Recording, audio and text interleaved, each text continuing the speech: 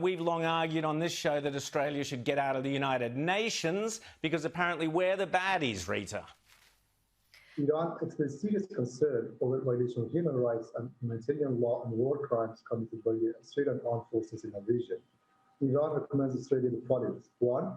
To end impunity for perpetrators of war crimes by its military. 2. To end the policy of arbitrary detention and forceful extradition at the request of the United States on the basis of false legal grounds.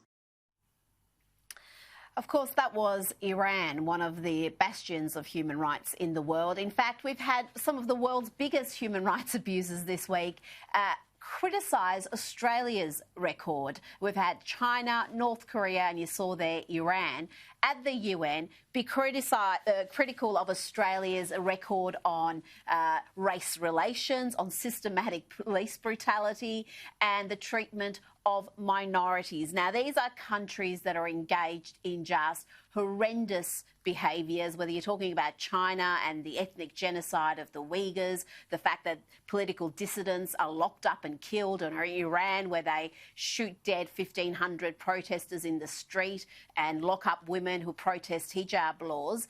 They are sitting at the UN criticising Australia, and we're paying for the pleasure of being there. I mean, are we crazy? But, James, it's not only our human rights where apparently we don't come up to scratch either. Apparently climate change, we're the baddies as well.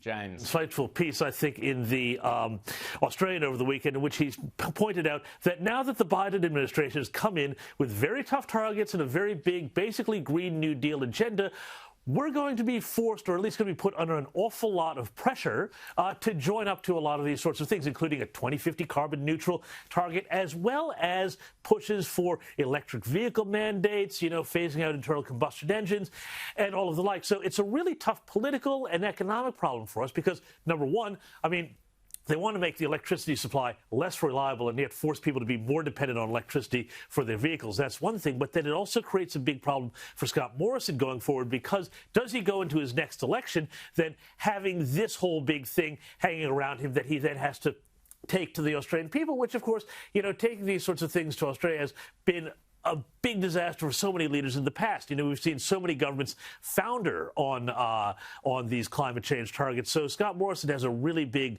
problem here. As Keating said, you change the government, you change the nation. Well, in America's case, you change the government and you change the world. And that's what we are now facing. And Scott Morrison has a big dilemma on his hands now.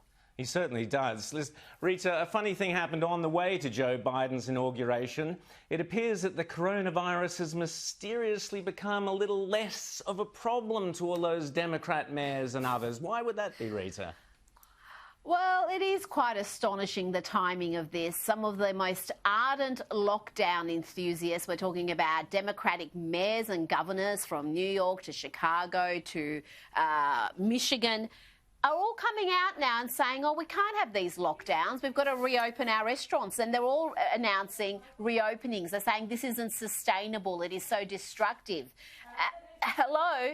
Anyone who said that a couple of weeks ago was accused of being a granny killer. But now that's what we are hearing. And nothing's really substantially changed, particularly in places like New York and DC and Michigan. But they're reopening. And I think the economic boost will be very welcomed by the Biden administration.